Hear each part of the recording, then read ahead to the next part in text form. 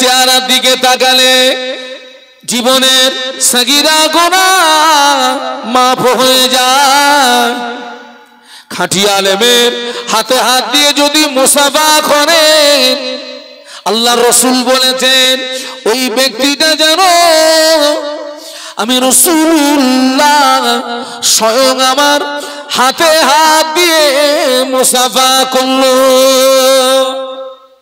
খাঁটি আলেমের পিছনে নামাজ পড়লে আপনি স্বয়ং আল্লাহ নবী বললেন ওই ব্যক্তিটা যেন আমি রাসূলুল্লাহ আমার পিছনে নামাজ আদায় করলো।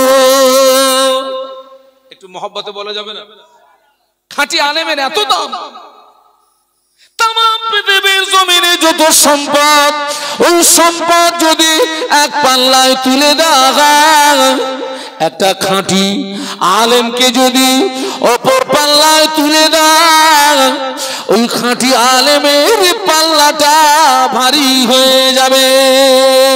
তামাম পৃথিবীর জমিনে যত সম্পদ, ওই সম্পদ যদি এক পাল্লায় তুলে দেয়, একটা খাঁটি আলেমকে যদি অপর পাল্লায় তুলে দেয়, ওই খাঁটি আলেম আল্লাহ পাকের দরবারে কবুল হয়ে যাবে। একটু মহব্বতে বলুন না, খাঁটি আলেমের এত দাম। সে আলেম তৈরি হওয়ার কারখানায় আমরা এসেছি, হাফেজে কোরআন তৈরি হওয়ার কারখানায় আমরা এসেছি। আজকের এখান থেকে কটা ছেলে পাকড়ি নেবে? আলহামদুলিল্লাহ, দুটো ছেলে এখান থেকে পাকড়ি নেবে আজকে। হাফেজে কোরআন আজকের দেখেন তামাম পৃথিবীর জমিনে কোন কোন পিতৃহীন অবৈধ সন্তান কোরআনকে পদদলিত করছে। পিতৃহীন অবৈধ সন্তান কোরআনকে জ্বালিয়ে দিচ্ছে। পিতৃহীন অবৈধ সন্তান কোরআনের উপরে মদের বোতল রেখে দিয়েছে। বলুন নাউজুবিল্লাহ, একটু জোরে বলুন না। আল্লাহ পাক কোরআন শরীফের মধ্যে বলেছেন, ইয়া আইয়ুহাল্লাযীনা আমানু লা তাত্তাখিযুল ইয়াহুদা ওয়ান নাসারা আউলিয়া। আল্লাহ বলেছেন, হে বিশ্বের ঈমানদার সম্প্রদায়, খবরদার তোমরা যেন ইহুদি নাসারাদের সঙ্গে বন্ধুত্ব স্থাপন করবে না। এই ইহুদিরা, এই ইহুদি নাসারা, এরাই সর্বপ্রথম চক্রান্ত করেছিল মদিনার জমিন থেকে আমাদের নবীর লাশকে তুলে আনা। পারেনি। আল্লাহ আমাদের নবীকে হেফাজত করেছেন। একটু সুবহানাল্লাহ বলবেন না? মাত্র এক সপ্তাহ কাজ ছিল, এক সপ্তাহ কাজ বাকি ছিল, আর এক সপ্তাহ মাটি খুঁড়তে পারলে ওরা আমাদের নবী পর্যন্ত পৌঁছে যেত। মদিনার জমিনে গিয়ে মাটি খুঁড়ে সুড়ঙ্গ কেটে আমাদের নবীকে তুলে আনতে গেছিল, পারেনি। আল্লাহ আমাদের নবীকে হেফাজত করেছেন। তাদের মাথায় ছিল টুপি, মুখে ছিল দাড়ি, গায়ে ছিল সুন্নতি লেবাস, হাতে ছিল তাসবিহ। মদিনার মানুষেরা মনে করত এরা আল্লাহর ওলি, কিন্তু তাদের কাজ ছিল কি বলুন? আমাদের নবীকে মদিনার জমিন থেকে তুলে আনা। মাথায় টুপি দেখে, মুখে দাড়ি রেখে, আর এই লম্বা জামা গায়ে দিলে যেন ফেরেশতা মনে করবেন না। এই পোশাকে বর্তমান যুগ সন্ধিক্ষণে এই পোশাকে যত ধোঁকা দেওয়া যায়, পৃথিবীর অন্য কোন পোশাকে এত ধোঁকা দেওয়া যায় না। এই পোশাকে যত ধোঁকা দেওয়া যায়, তারা আমাদের নবীকে আনতে পারেনি। একটু মহব্বতে সুবহানাল্লাহ বলা যাবে? আর একটু জোরে বলা যাবে? কোরআন নাজিল হয়েছে আমাদের নবীর উপরে। ওরা নেক্সট পদক্ষেপ নিল, কোরআনকে বিনষ্ট করতে হবে, কোরআনকে ধ্বংস করতে হবে। ওরা একটা পরামর্শ সভা করলো। একজন ব্যক্তি বক্তব্য দিল, এই রাস্তায় গেলে কোরআনকে বিনষ্ট করা সম্ভব হবে, এই রাস্তায় গেলে কোরআনকে ধ্বংস করা সম্ভব হবে। কিন্তু যিনি ফাইনাল ডিসিশন টানলেন, তিনি বললেন, আপনারা যে যে রাস্তা দেখিয়েছেন সব রাস্তা অবলম্বন করলেও কোরআন বিনষ্ট করা যাবে না। তাও এত আস্তে বললেন, একটু মহব্বতে বলা যাবে না? কেন কোরআন কেন কোরআন শরীফকে বিনষ্ট করা যাবে না? তাম পৃথিবীর জমিনে যত কোরআন শরীফ, ওই কোরআন শরীফ গুলোকে নিয়ে আজকে রাতে আটলান্টিক মহাসাগরে যদি ডুবিয়ে দাও, তাম পৃথিবীর জমিনে যত কোরআন শরীফ, ওই কোরআন শরীফ গুলোকে নিয়ে আজকে রাতে যদি পুড়িয়ে ছাই করে দাও, আল্লাহর নামে শপথ করে বলছি, আগামীকাল পূর্ব দিক দিয়ে সূর্য ওঠার আগে আবার নতুন কোরআন জন্ম নেবে। কেননা তাম পৃথিবীর জমিনে আল্লাহ পাক তার লক্ষ লক্ষ বান্দা বান্দীদের সিনার ভিতরে কোরআন হেফাজত রেখেছে। একটা 9 থেকে 10 বছরের হাফেজে কোরআনকে এখানে দাঁড় করিয়ে দেবেন। এই সুলতানপুর মাদ্রাসার যে দুটো ছেলে পাগড়ি নেবে, ওদেরকে এখানে দাঁড় করিয়ে দেবেন। 6 থেকে 8 ঘন্টা সময় দেবেন। ওই ছেলে দুটো দাঁড়িয়ে দাঁড়িয়ে দাঁড়িয়ে দাঁড়িয়ে সূরা ফাতিহা থেকে শুরু করে মিনাল জিন্নাতি ওয়ান নাস, এক জায়গায় দাঁড়িয়ে দাঁড়িয়ে গোটা পুরুষ মারা কোরআন তেলাওয়াত করে দেবে। আল্লাহ নিজেই বলেছেন, ইন্না নাহনু নাযালনা যিকরা ওয়া ইন্না লাহু লাহাফিজুন। আল্লাহ বলেছেন, নিশ্চয়ই কোরআন নাজিল করেছি আমি, এবং কোরআন হেফাজতের দায়িত্ব আমি আল্লাহ নিজেই গ্রহণ করেছি। তাও একটু সুবহানাল্লাহ বলতে পারলেন না, মুহাব্বতে বলতে পারলেন না। সেই কোরআন তৈরি করার কারখানায় আমরা এসেছি। কোরআন তৈরির, আপনার হাফেজে কোরআন তৈরি হওয়ার কারখানায় আমরা এসেছি। আলেম তৈরি হওয়ার কারখানায় আমরা এসেছি। আমি আপনাদেরকে বলবো, ছেলেকে আলেম বানান, ছেলেকে হাফেজ বানান, মেয়েকে আলেমা বানান, মেয়েকে হাফেজা বানান। ছেলেকে আলেম বানান, হাফেজ বানান, মেয়েকে আলেমা বানান, হাফেজা বানান। আল্লাহ রাসূল বলেছেন, ইদা মাতাল ইনসানু ইন কাতা আনহু আমালুহু ইল্লা মিন সালাসাতিন ইল্লা মিন সাদকাতিন জারিয়া। আল্লাহ রাসূল বলেছেন, একজন মানুষ যখন মারা যায় সমস্ত আমল কি হয় বলুন না? সব আমল বন্ধ হয়ে যায়। 3টে আমল বন্ধ হয় না, 3টে আমল জারি থাকে। তার ভিতরে একটা আমল, কেউ যদি সৎ সন্তান রেখে কবরে যেতে পারে, কেউ যদি সৎ সন্তান রেখে কবরে যেতে পারে, ওই সৎ সন্তানের দ্বারাই ওর পিতামাতা কবরে উপকৃত হয়। একটু বলুন সুবহানাল্লাহ। আপনি যদি একটা সৎ সন্তান বানাতে পারেন, ওই ছেলেটা ওই মেয়েটা 5 ওয়াক্ত নামাজ পড়বে, দোয়া চাইবে, রব্বির খামহুমা কামা রব্বায়ানি সাগীরা, রব্বির খামহুমা কামা রব্বায়ানি সাগীরা।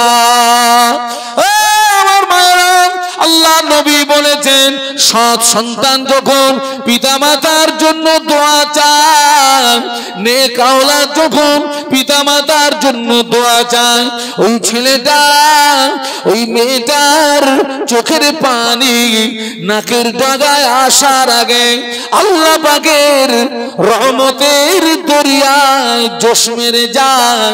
আল্লাহ পাক ওই ছেলে ওই মেয়েটার দোয়াকে কবুল করে।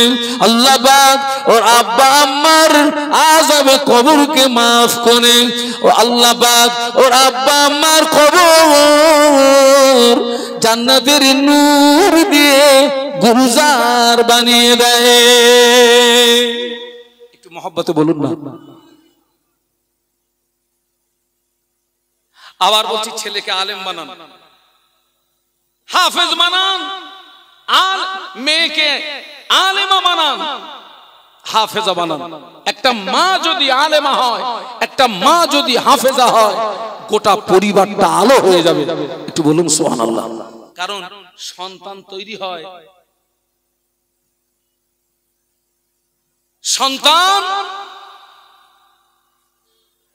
ছেলে মেয়ে বাপের সংস্পর্শ বেশি পায় না মায়ের সংস্পর্শ বেশি পায়? বলেন না, কথা বলেন। মায়ের। আমরা পুরুষ মানুষ বিভিন্ন কাজে আয় রোজগারের জন্য বিভিন্ন জায়গায় চলে যেতে হয়। আমাদের ছেলে মেয়েদের সঙ্গে আমাদের তেমন একটা সম্পর্ক থাকে না, কিন্তু ওর মায়ের সঙ্গে ওদের সংস্পর্শটা বেশি হয়। সেজন্য মা যদি ভালো হয় গোটা পরিবারটা আলো হয়ে যাবে, আর সাথে আব্বা মা দুজনে যদি ভালো হয় গোটা পরিবারটা সোনার পরিবার হয়ে যাবে। একটু জোরে বলো। একদম গোদা বাংলা। জমিন ভালো হলে গাছ, ও মুরব্বীরা একটু কথা বলেন, জমিন ভালো হলে গাছ, আর গাছ ভালো হলে ফল ভালো হবে। আগে আল্লাহর ওলি হতো, এখন আর ওলি হচ্ছে? এখন রুহু তো সব পেকে বেরোচ্ছে সব। এখন মায়ের পেট থেকে জন্ম নিয়েই কিছুদিন পরে বলছে বিয়ে করে। ও দেরি করে না, কারণ রুহু তো সব একদিনে হয়েছে বাবা। জমিন ভালো হলে গাছ ভালো হবে, গাছ ভালো হলে ফল ভালো হবে। মা যদি ভালো হয়, বাপ যদি ভালো হয়, মা যদি ভালো হয়, বাপ যদি ভালো হয়, ওই জমিন থেকে সুসন্তান তৈরি হবে। একটু জোরে বলুন। আলেম তৈরি হবে, হাফেজ তৈরি হবে, মুহাদ্দিস তৈরি হবে, ফকিহ তৈরি হবে। ওর দ্বারাতে দিনের আলো জারি হয়ে যাবে। একটু জোরে বলুন। চার ইমামের এক ইমাম ইমাম শাফি রহমাতুল্লাহ আলাইহি আম্মা জান একদিন স্বপ্ন দেখলেন, ওনার পেটের ভিতর থেকে একটা আলো বেরিয়ে ওই আলোটা আসমানের দিকে উঠে গেল। ওই আলোতে গোটা আসমানটা আলোকিত হয়ে গেল। হুজুরের আম্মা জান এই স্বপ্নটা দেখার পরে হেরেম শরীফের বড় বড় ইমামদের কাছে চলে গেলেন। বড় বড় ইমামদের কাছে চলে গিয়ে স্বপ্নের তাবির জিজ্ঞাসা করলেন, স্বপ্নের ব্যাখ্যা জিজ্ঞাসা করলেন। হেরেম শরীফের বড় বড় ইমামরা বলেছিলেন, মা খবর নিয়ে দেখুন ওই মহিলার গর্ভে নিশ্চয়ই সন্তান আছে। ও মা, ওই মহিলাকে সাবধানে থাকতে বলবেন, ওই মহিলা যেন বিহুরমতি না হয়ে যায়। ও মা, ওই মহিলার গর্ভে যে সন্তান আছে ওই সন্তানটা ভূমিষ্ঠ হওয়ার পরে হাফেজ হবে, আলেম হবে, ফকিহ হবে, মুহাদ্দিস হবে। ওই সন্তানের দ্বারাই তামাম পৃথিবীর জমিনে দিনের আলো জারি হয়ে যাবে। স্বপ্নটাও যেমন, স্বপ্নের ব্যাখ্যাটাও বলুন বলুন তেমন। আপনাদেরকে বলছি, ভালো স্বপ্ন দেখলে ওই স্বপ্নের কথা যাকে তাকে বলবেন না, ভালো আলেমকে জিজ্ঞাসা করবেন, হুজুর আমি এরকম একটা স্বপ্ন দেখেছি, আমার স্বপ্নের তাবিরটা একটু করে দেন তো। আপনি যাকে তাকে বলবেন, ও যদি স্বপ্নের ব্যাখ্যা ওলট পালট করে মুসিবত আপনার হয়ে যাবে। ইমাম শাফি রহমতুল্লাহ আলাইহির আম্মা স্বপ্ন দেখলেন, ওনার পেটের ভিতর থেকে একটা আলো বেরিয়ে আলোটা আসমানের দিকে উঠে গেল। ওই আলোতে গোটা আসমানটা আলোকিত হলো। উনি স্বপ্নের তাবির জানলেন।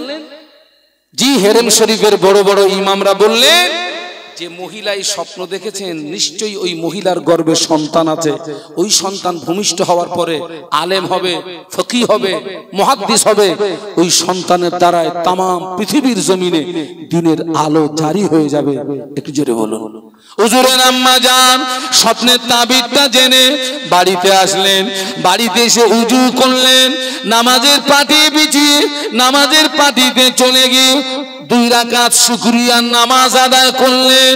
2 রাকাত শুকরিয়ার নামাজ আদায় করে আল্লাহ পাকের দরবারে দোয়া চান, আল্লাহ পাক আমার স্বপ্ন যেন সফল হয়, আল্লাহ পাক আমার স্বপ্ন যেন পূরণ হয়, আল্লাহ পাক আমার স্বপ্ন যেন সফল হয়, আল্লাহ পাক আমার স্বপ্ন যেন পূরণ হয়।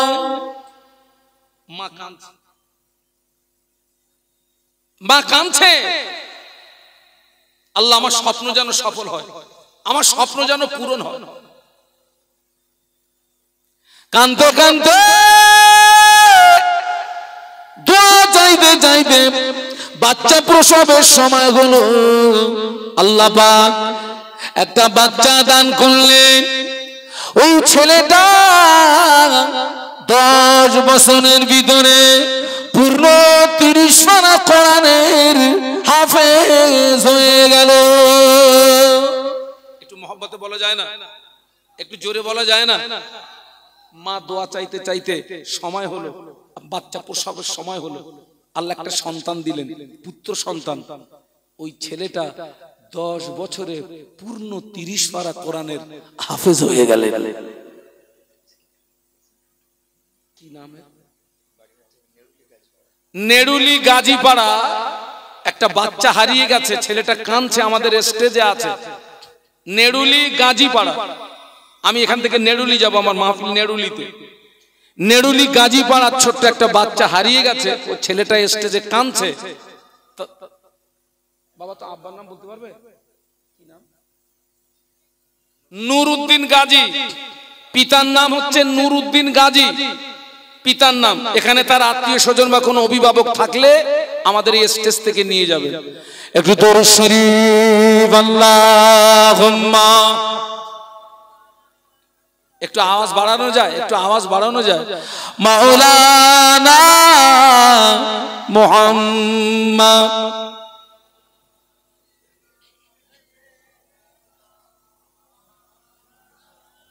আপনাদের কষ্ট হচ্ছে না তো?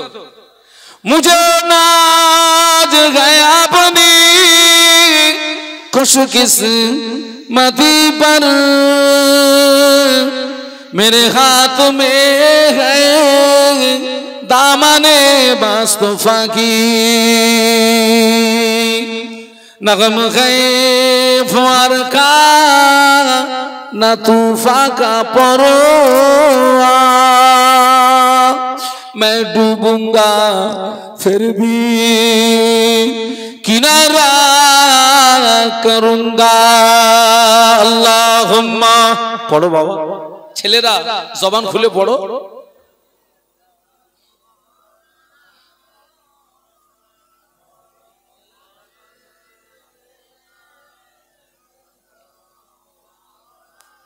একটু জবান খুলে বলুন আল্লাহু আকবার। আর একটু আওয়াজ তুলুন, বলুন আল্লাহু আকবার। স্বপ্নের সঙ্গে স্বপ্নের যিনি ব্যাখ্যা করেছিলেন, তাবির করেছিলেন, বাবা স্বপ্নের সঙ্গে তাবির খাটছে না? খাটছে না? ব্যাখ্যা আল্লাহ একটা পুত্র সন্তান দিলেন এবং সেই সন্তান 10 বছরে পূর্ণ 30 পারা কোরআনের হাফেজ হয়ে গেল। একটু জোরে বলুন। ইমাম শাফি রহমতুল্লাহ আলাইহি 10 বছরে পূর্ণ 30 পারা হাফেজ হয়ে উনি আম্মাকে না বলে, আমার দিকে তাকান, আম্মাকে না বলে লুকিয়ে লুকিয়ে চলে গেছেন মদিনা শরীফে ইমাম মালিক রহমতুল্লাহ আলাইহির কাছে ইলমে হাদিস, ইলমে তাফসীরের জ্ঞান অর্জন করতে। ওখান থেকে চলে গেলেন বাগদাদ শরীফে ইলমে ফিকহের জ্ঞান অর্জন করতে। মাকে বলে যায়নি, মাকে লুকিয়ে চলে গেছেন। কেন? মা যদি আমাকে আটকিয়ে দেয়, এত সাধনার ছেলে, মা যদি আটকিয়ে দেয়, মা যদি আমাকে যেতে না দেয়, তাই মাকে না বলে লুকিয়ে লুকিয়ে মদিনা শরীফে ইমাম মালিক রহমাতুল্লাহ আলাইহির কাছে ইলমে হাদিস, ইলমে তাফসীরের জ্ঞান অর্জন করলেন। ওখান থেকে চলে গেলেন বাগদাদ শরীফে, ওখানে গিয়ে ইলমে ফিকহের জ্ঞান অর্জন করলেন। এই দীর্ঘদিন সন্তানের সঙ্গে মায়ের কোনো বলুন দেখা নেই। আমাদের মায়েরা যদি ছেলে মেয়ে না পায়, আগে যায় তদবির কারকের বাড়ি। কোথায় যায় রে বাবা? তদবির কার হুজুর, ছেলে পাচ্ছে নি হুজুর। আমি সব তদবির কারককে খারাপ বলবো না, কিছু কিছু তদবির কারকের কাছে যাবেন, হুজুর ছেলে পাচ্ছেনি, মেয়ে পাচ্ছেনি। ও চোখ দুটো বন্ধ করে মাথাটা নিচু করে বলবে সে তো পুরো বর্ডার পার, উপায় বলে আনা যাবে, নজরানা বলো বেশি লাগবে। আচ্ছা ও চোখ বন্ধ করে হুক করে কি করে বলে দিলে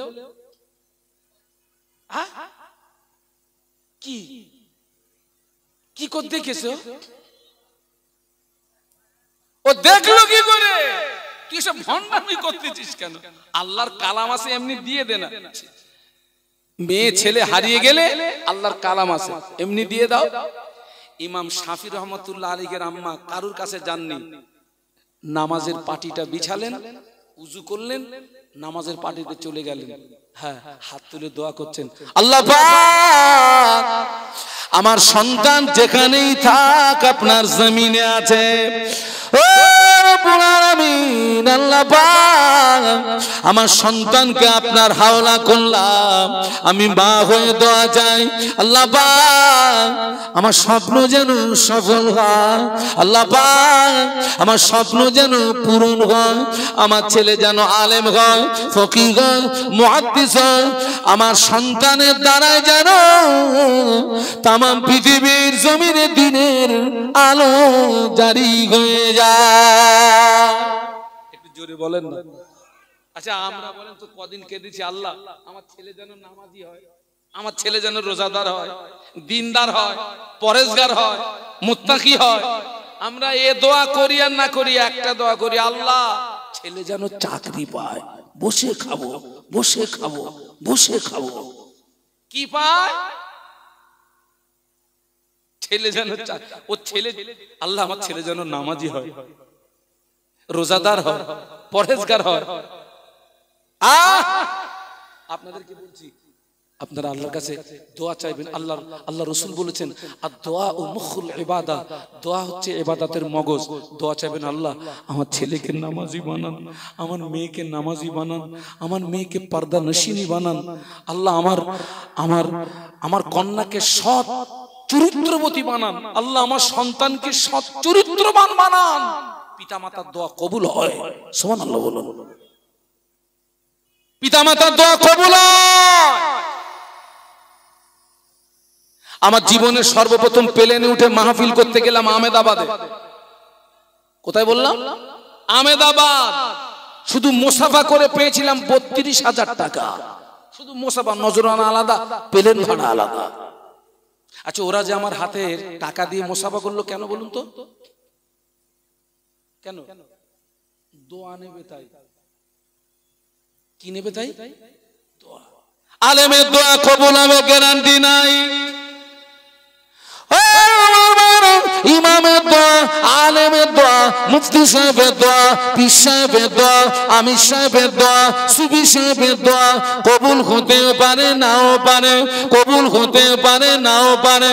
আলেমের দোয়া, ইমামের দোয়া, মুফতি সাহেবের দোয়া, পীর সাহেবের দোয়া, সুফি সাহেবের দোয়া, দরবেশ সাহেবের দোয়া, আল্লাহ পাকের দরবারে যেতে গেলে কিছু পর্দা পেরিয়ে পেরিয়ে পেরিয়ে পেরিয়ে পেরিয়ে পেরিয়ে যাবে তার কোনো গ্যারান্টি নাই। কিন্তু আব্বা মা বেটা বেটির জন্য যখন দোয়া চায়, আব্বা মা ছেলে মেয়ের জন্য যখন দোয়া চায়, বাপ মা সন্তানের জন্য যখন দোয়া চায়, আব্বা মা আল্লাহর মাঝখানে কোনো পর্দা থাকে না। মা বাপের দোয়া, পিতা মাতার দোয়া, আব্বা আম্মার দোয়া সরাসরি আল্লাহ পাকের দরবারে কবুল হয়ে যায়। জোরে বলুন না। মা কাঁদছে, আল্লাহ আমার সন্তান যেখানেই যাক আপনার জমিনে আছে, আপনার হাওলা করলাম, আমি মা হয়ে একটা দোয়া, আমার স্বপ্ন যেন সফল হয়, আমার স্বপ্ন যেন পূরণ হয়, আমার ছেলে যেন আলেম হয়, ফকিহ হয়, মুহাদ্দিস হয়, আমার সন্তানের দ্বারাই যেন তামাম পৃথিবীর জমিনে দিনের আলো জারি হয়ে যায়। একটু জোরে বলুন। আজকের এই মায়ের অভাব আছে না নেই? বলেন না, কথা বলেন না। এ মায়ের অভাব আর সৎ চরিত্রবান বাপেরও অভাব। মা আপনি ভালো হন, বাপ আপনি ভালো হন, আল্লাহ চাইলে ওই জমিন থেকে সুসন্তান আসবে।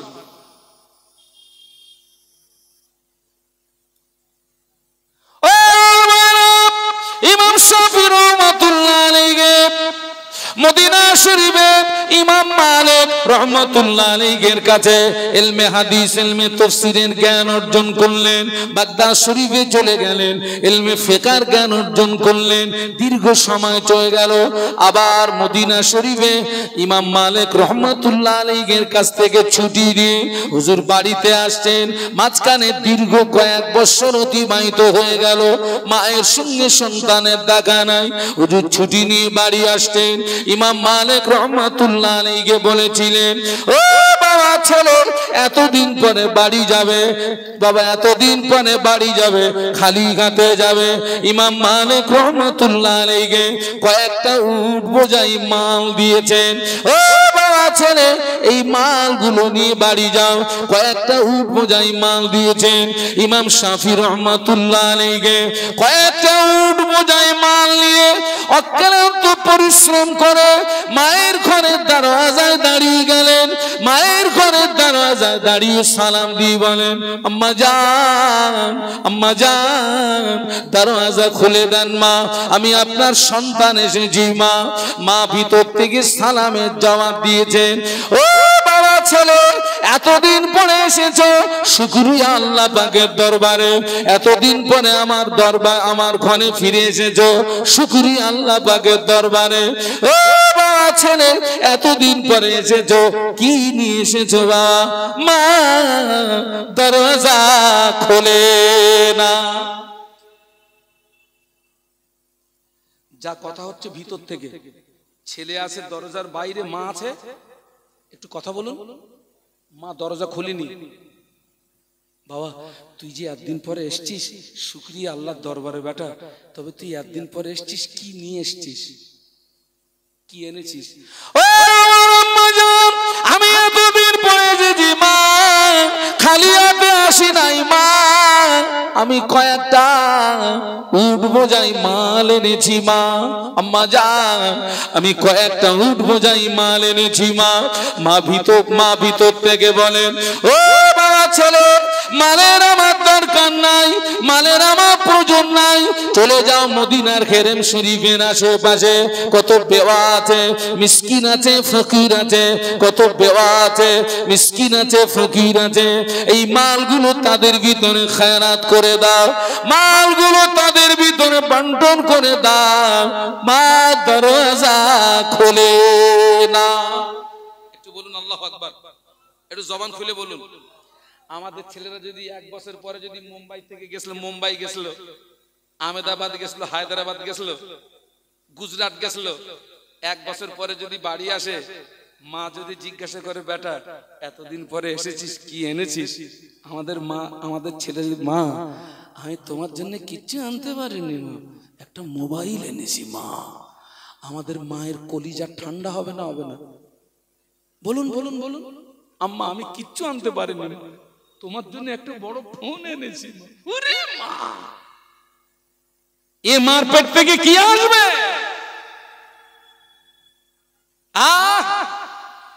আজকের অধিকাংশ মায়েদের জীবন নষ্ট হচ্ছে ফোনে। এই কথাটা মানেন না মানেন না? অধিকাংশ মেয়েদের জীবন নষ্ট হচ্ছে ফোনে, অধিকাংশ সন্তানের জীবন নষ্ট হচ্ছে কিসে? আল্লাহরে আমি আজও পর্যন্ত কি করে হোয়াটসঅ্যাপ করতে হয় আমি পারিনি। আর যে কালকে জন্ম নেছে ওর হাতে ফটফট করে দেবে, ফটফট করে মারবে একদম। কোথায় পাঠাবেন? ইরাক, ইরান, সৌদি আরব ফটাফট পাঠিয়ে দেবে। কালকের মার পেট থেকে এসছে, এসেই বলতেছে ফোন টেপো। বাস্তব বলছি না বাস্তব বলছি? ছেলে মেয়েকে ভাত খাওয়াতে গেলে এখন কি দিতে হয়? ফোন দাও, ফোন দাও, খাচ্ছে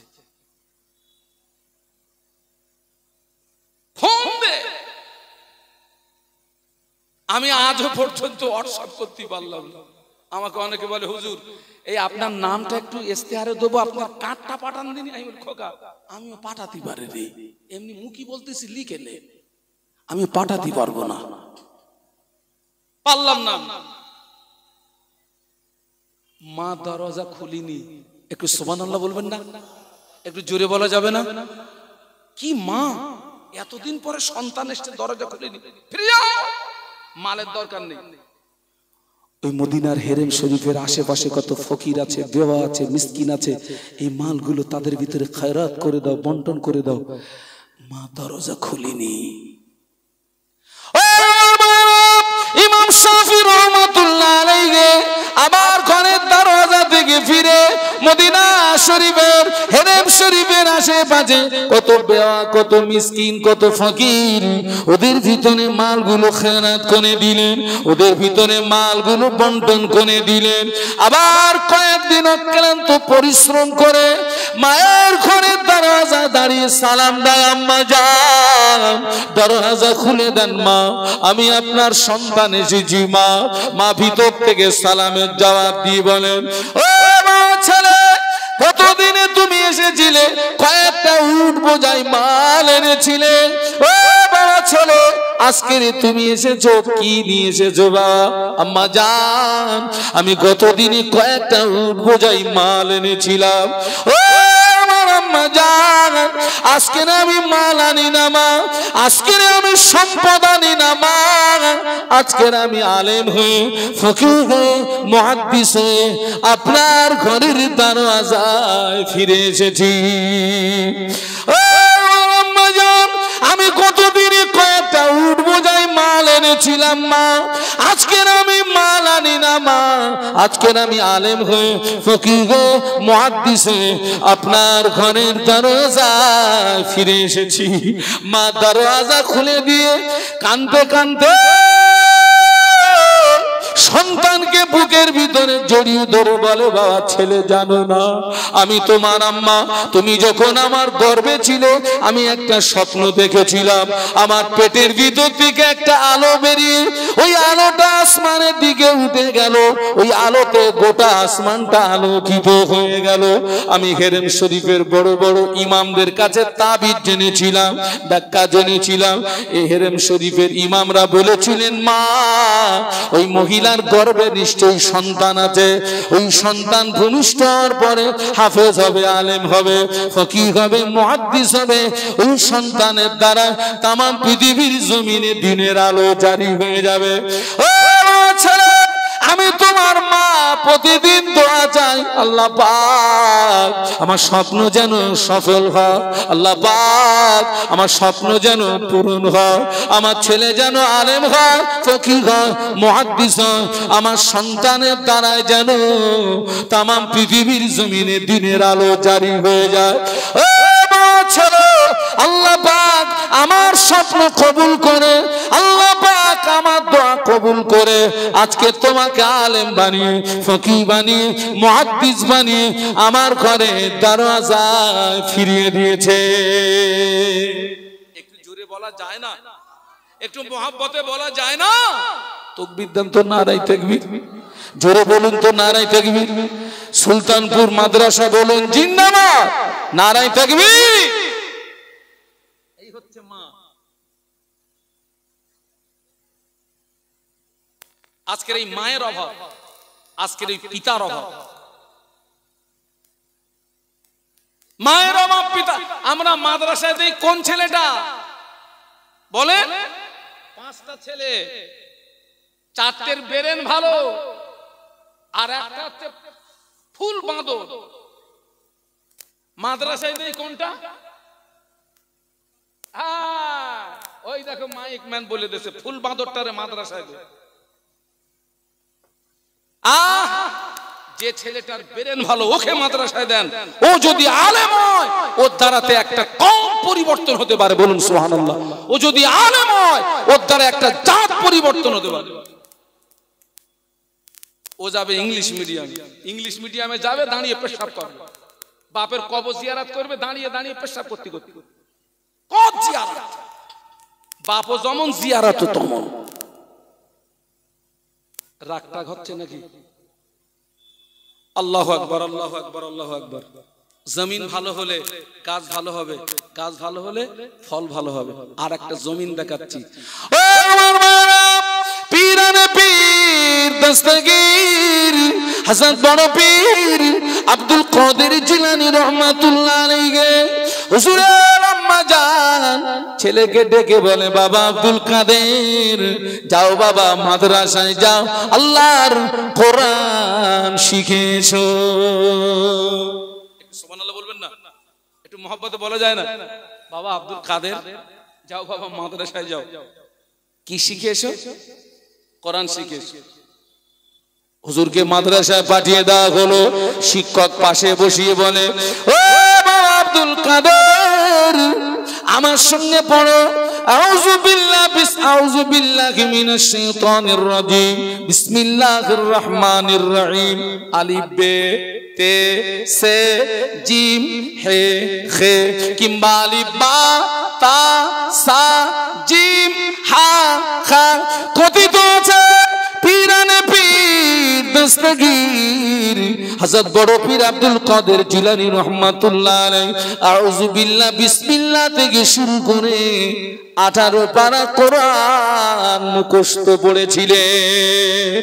শিক্ষক জিজ্ঞাসা করে, ও বাবা আব্দুল কাদের, ও বাবা আব্দুল কাদের, কি করে তুমি 18 পারা কোরআন মুখস্থ করলে?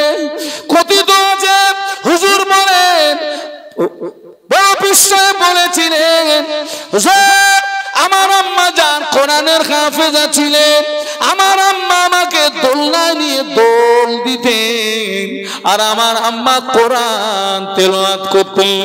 আমি আব্দুল কাদের দোলনায় শুয়ে শুয়ে মায়ের তেলাওয়াতকৃত কোরআন মুখস্থ করেছি। মা কোরআনের হাফেজা, ছেলে কোরআনের হাফেজ। এর জোরে বলুন সুবহানাল্লাহ। আর আমাদের জমিন দেখেন, মাও গানের হাফেজ, মেয়েও গানের হাফেজ। আল্লাহ রাসূল বলেছেন, উতলুবুল ইলমা মিনাল মাহাদি ইলাল্লাহ, জ্ঞান অর্জনের সময় হলো দোলনা থেকে শুরু করে কবরে যাওয়ার আগ পর্যন্ত। আমাদের অধিকাংশ মায়েরা দোলনা থেকে বিষাক্ত ইনজেকশন পুশ করে, অধিকাংশ মায়েরা ছেলে মেয়েদের দোল দেয় আর গান বলে। ওর মাও গানের হাফেজ, ছেলে গানের হাফেজ। আমি ওই সমস্ত মায়েদের বলবো, ও মায়েরা, ছেলে মেয়েকে যখন দোলনায় নিয়ে দোল দেবেন গান বলবেন না। ছেলে মেয়েকে যখন দোলনায় নিয়ে দোল দেবেন কলেমা পড়বেন, লা ইলাহা ইল্লাল্লাহ, লা ইলাহা ইল্লাল্লাহ, লা ইলাহা ইল্লাল্লাহ, লা ইলাহা ইল্লাল্লাহ। ও মায়েরা, আপনি যদি ছেলে মেয়েকে দোলনায় দোল দেন আর যদি কলেমা পড়েন মা, দেখবেন একদিন আল্লাহ আপনার সন্তানের জবান থেকে কলেমা জারি হয়ে যাবে। একটু মহব্বতে বলুন, আর একটু জোরে বলুন। ও আমার মায়েরা, পীরানে পীর দস্তগীর বড় পীর আব্দুল কাদের জিলানী রাহমাতুল্লাহ আলাইহি আম্মা জান বাগদাদে পাঠাচ্ছেন। ও বাবা আব্দুল কাদের, যাও বাবা বাগদাদে যাও, দ্বীনের ইলম অর্জন করে এসো বাবা। ছেলেকে বাগদাদে পাঠাচ্ছে, একটা কাফেলার সঙ্গে পাঠাচ্ছে, 40টা সোনার মুদ্রা ছেলের জামার বগলের নিচে সুন্দর করে সেলাই করে কাফেলার সঙ্গে ছেড়ে দিয়ে আম্মা জান বলছে, বাবা আব্দুল কাদের, তোকে আল্লাহর হাওলা করলাম, তবে বিদায় বেলা তোর মা হয়ে একটা আদেশ করছি বাবা, জীবনে যেন মিথ্যা কথা বলবি না। একটু সুবহানাল্লাহ বলা যায়, একটু মহব্বতে বলা যায়। কাফেলার সঙ্গে দিয়ে মা মা মা একটা আদেশ করলেন, কি বেটা, জীবনে জানো, বলুন বলুন বলুন, জীবনে জানো মিথ্যা কথা বলবি না, আমি তোর মা হয়ে আদেশটা করলাম। কাফেলা চলতে লাগলো, প্রতিমধ্যই কাফেলা দস্যুদের কবলে পড়ে গেল। হুজুরের সঙ্গী সাথীদের মাল সামান টাকা পয়সা সব কিছু লুট করে নিল। দস্যুদের একজন বড় পীর সাহেবের কাছে গিয়েছে, বেটা তোর কাছে কিছু আছে নাকি? বড় পীর সাহেব বলেছিলেন, ও আল্লাহর বান্দা, আমার কাছে 40টা সোনার মুদ্রা আছে। সুবহানাল্লাহ বলো, সুবহানাল্লাহ বলো। কিন্তু বেটা বিশ্বাস করে না, চলে গেল। আরেকজন এসে বলে, বেটা তোর কাছে কিছু আছে নাকি? হুজুর বললেন, ও আল্লাহর বান্দা, আমার কাছে 40টা সোনার মুদ্রা আছে। একটু সুবহানাল্লাহ বলেন। আচ্ছা মনে করেন ওই জায়গায় আমরা, আমাদের সাথী সঙ্গী যারা, ওদের সব লুটতারাজ করতেছে, মাল আমার কাছে। আমার যদি জিজ্ঞাসা, হুজুর কিছু আছে নাকি, আমি কি বলবো? বলেন বলেন, আপনারা কি বলবেন? শুধু নেই বলবো, আল্লাহর কিরে, খোদার কিরে, মার কিরে, গোষ্ঠীর কিরে, পুরো ফাঁকা, কিচ্ছু নেই। বড় বিশ্বাস বলছেন আমার কাছে 40টা সোনার মুদ্রা আছে। একটু জোরে বলুন। তো শুধু যে লিডার, এই দুইজন এই সংবাদটা পৌঁছে দিলে লিডারের কাছে, এ দুজনও কিন্তু বিশ্বাস করেনি। লিডার ডেকেছে এবারে বড় বিশ্বাস, এ বেটা তোর কাছে কিছু আছে? আল্লাহর বান্দা, আমার কাছে 40টা সোনার মুদ্রা আছে। কোথায়? হাত উঁচু করেছেন। দস্যুদের লিডার হাত দিয়ে দেখে বাস্তবেই তাই। দস্যুদের লিডার মানে, ও ছেলে তুমি জানো আমরা দস্যু, তুমি জানো আমরা ডাকাত, তোমার সামনে তোমাদের সাথীদের লুটতারাজ করেছি, কেন তুমি গোপন করলে না? কেন তুমি ছুপালে না? কেন তুমি লুকালে না? পীরানে পীর দস্তগীর বড় পীর আব্দুল কাদের জিলানী রহমাতুল্লাহ আলাইহি বলেছিলেন, ও আল্লাহর বান্দা, আমি জানি আপনারা দস্যু, আপনারা ডাকাত, আপনারা লুটতারাজ করছেন, কিন্তু এই কঠিন বিপদের সময় আমার মায়ের আদেশ অমান্য করতে পারি নাই। মা আমাকে বিদায় দেওয়া কালে বলেছিলেন, ও বাবা আব্দুল কাদের, জীবনে যেন মিথ্যা কথা বলবি না।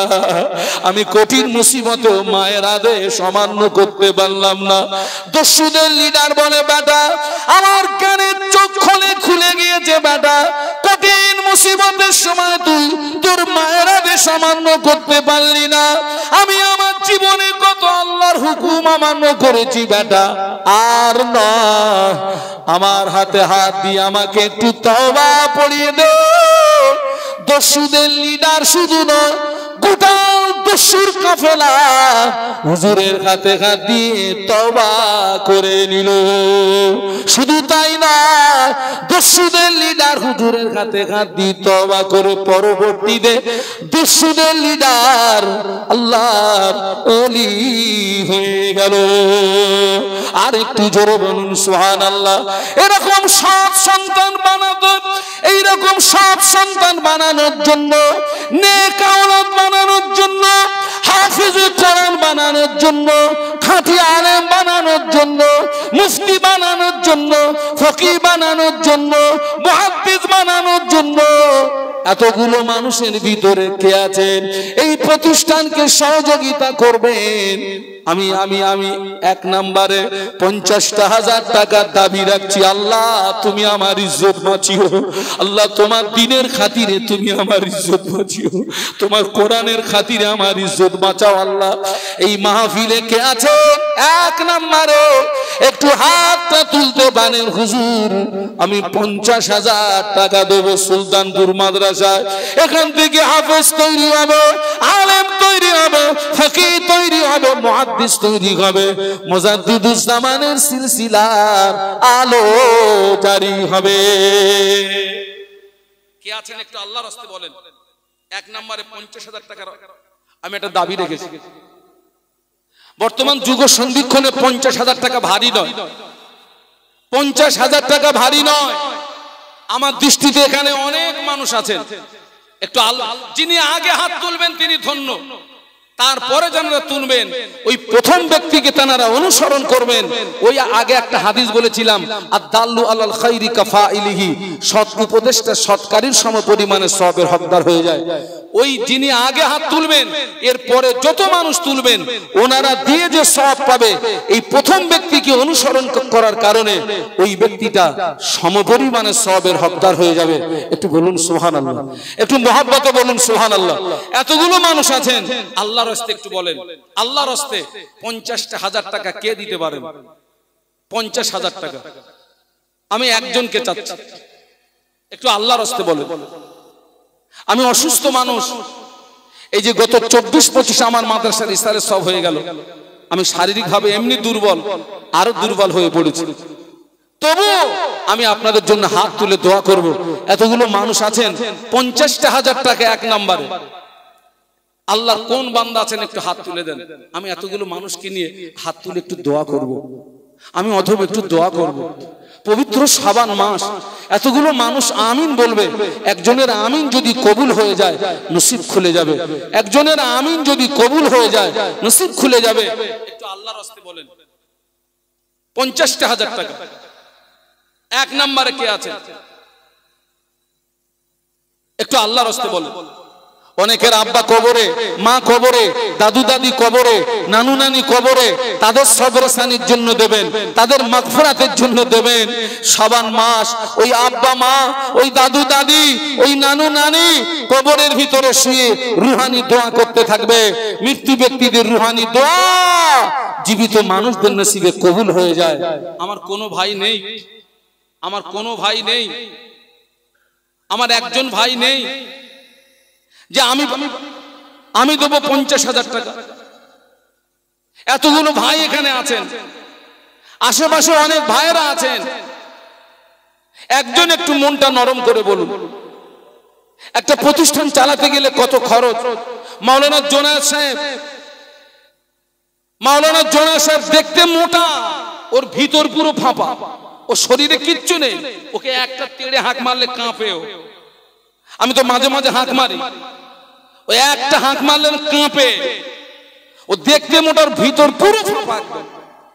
অসুস্থ শরীরে এই যে আজকের কটা দিন এই প্রতিষ্ঠানের জন্য পাগলের মতো ছুটেছে, পাগলের মতো ছুটেছে প্রতিষ্ঠান চালাতে গেলে। আবার এত পরিশ্রম করার পরেও একদল লোক বলতেছে ওরা সব মেরে খাচ্ছে, মেরে। এই শয়তান, আমরা মেরে তো সমাজকে প্রতিষ্ঠান উপহার দিয়েছি, তুই ওই রকম মেরে খেয়ে একটা সমাজকে প্রতিষ্ঠান উপহার দে না। ঠিক বলছি না ভুল বলছি?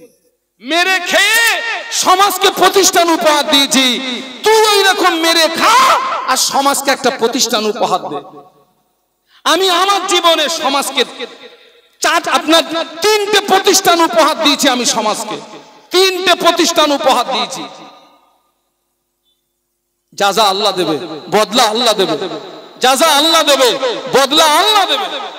দুর্নাম বদনাম হবে ভালো কাজ করতে গেলে, দুর্নাম বদনাম হবে। আমার নবীর দুর্নাম বদনাম হয়নি, নবী আনা কাজ করব, দুর্নাম বদনাম হবে না? কে আছেন একটু বলুন না আল্লাহর রাস্তায়? এতগুলো ভাইয়েরা এখানে আছেন, 50,000 টাকা দেওয়ার মতো কেউ নেই।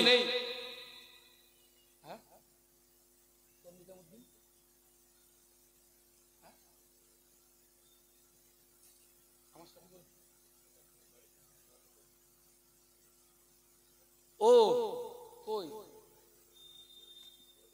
এদিকে আসো, এদিকে আসো। কই নিজামউদ্দিন কই? তাকবীর দেন, নারে তাকবীর, এই নারে তাকবীর। এই বাবা ছেলে মাওলানা নিজামউদ্দিন সাহেব, এই ছেলেরা, এই তোরা নাই টাকা দিলি তাকবীরটা দে। আমার অটোমেটিক একটা গোসল হয়ে গেছে, বাপ একটু তাকবীর দে না, নারে তাকবীর। এ তো 3.5টে তাকবীর দিলি, আমি কি 3.5টের হুজুর? একটু 8টার মতো তাকবীর দে না, নারে তাকবীর। জোরে বলো নারে তাকবীর। মাওলানা নিজামউদ্দিন সাহেব বলুন মারহাবা, জোরে বলুন মারহাবা। 50,000 টাকা বলুন মারহাবা, নারে তাকবীর। একটু হাত তোলেন তো, একটু হাত তোলেন। আপনাদের কষ্ট হচ্ছে নাকি? আল্লাহ পাক আমার নিজামউদ্দিন ভাই ওয়াদাটা আপনি কবুল করুন। ও রব্বুল আলামিন, আল্লাহ পাক ওই ছেলেটার আব্বা নাই, ওই ছেলেটার আব্বা আমাকে বড় মহব্বত করতো, আমাকে বড় প্যার করতো, আমাকে বড় ভালোবাসতো। আল্লাহ আমি সাক্ষী দিচ্ছি তিনি ভালো মানুষ, তিনি নামাজি মানুষ, রোজাদার মানুষ, দিনদার মানুষ। আল্লাহ পাক এই সওয়াব আমার ভাইয়ের আব্বা জানের পৌঁছে দিন। আমার ভাইয়ের আব্বা জানের কবরে যদি আযাব কবর মাফ করে দিন। আমার ভাইয়ের আব্বা জানের কবর জান্নাতের গোলাপ ফুলের বাগান করে দিন। লা ইলাহা ইল্লাল্লাহু মুহাম্মাদুর রাসূলুল্লাহ। ভাই আপনারা যদি অনুমতি দেন তো একটা কথা বলবো, তাও অনুমতি দেয় না। অনুমতি দেন ইনশাআল্লাহ আমি চাচ্ছি এই 50-এর জোড়া আর একটা হয়, আমি আর জীবনে টাকা চাবো না, কথা দিয়ে গেলাম। আর একজন ওই 50-এর জোড়া, আল্লাহ কোরআনে বলেছেন অখালাকনাকুম আজওয়াজা, আল্লাহ জোড়া জোড়াকে বড় পছন্দ করে। আর একজন 50,000 দেন, আমি কথা দিয়ে যাচ্ছি আর জীবনে টাকা চাবো না। কে আছেন এই মাহফিলে নবীর দেওয়ানা, নবীর পাগল? শুনে রেখে দেন, যেদিন মারা যাব জামা খুলে নেবে, গেঞ্জি খুলে নেবে, ঘুমসি খুলে নেবে, আংটি খুলে নেবে, লুঙ্গি খুলে নেবে, পরনের থেকে সব খুলে নেবে, কিছুই আপনার সঙ্গে যাবে না। আপনি জীবনে যে নেক আমল করেছিলেন, আমল আপনার সঙ্গী হবে। দান আপনার কবরের সঙ্গী, দান আপনার হাসরের সঙ্গী, দান আপনার মিজানের সঙ্গী, দান আপনার সিরাতের সঙ্গী। আমার এখানে অনেক ভাইরা আছেন, অনেক ভাইরা আছেন। 2 নম্বরে আর একজন একটু 50,000 টাকার ওয়াদা, আমি চাচ্ছি অন্তত একটা জোড়া হোক। আল্লাহ তুমি আমার ইজ্জত বাঁচাও, আল্লাহ তুমি আমার সম্মান বাঁচাও, আল্লাহ দ্বীনের খাতিরে, কোরআনের খাতিরে, আল্লাহ দ্বীন ইসলামের খাতিরে, কোরআনের খাতিরে, প্রতিষ্ঠানের খাতিরে, আল্লাহ তুমি আমার ইজ্জতটা বাঁচাও। একটু বলুন না আল্লাহুম্মা আমিন। আর একজন কে আছেন একটু বলুন যে আমি দেবো 50,000 টাকা, জোড়া হোক। আর একজন আল্লাহর রাস্তায় একটু বলেন, আমার আত্মবিশ্বাস, আমার আত্মবিশ্বাস আমি পেয়ে যাব ইনশাআল্লাহ। একটু বলুন, একটু আল্লাহর রাস্তায় বলুন, কে আছেন বলুন। আমি আমার দৃষ্টিতে দেখতে পাচ্ছি অনেকে আছেন দেওয়ার মতো, অনেকে আছেন দেওয়ার মতো। একটু আল্লাহর রাস্তায় বলেন। আব্বা আম্মা সবরে সানি, দাদু দাদি সবরে সানি, মাই মুরব্বি সবরে সানি। বাবা, দানে আল্লাহ আপনাকে বিপদ মুসিবত থেকে হেফাজত করবে, কঠিন কঠিন রোগ থেকে আল্লাহ শেফা দেবে।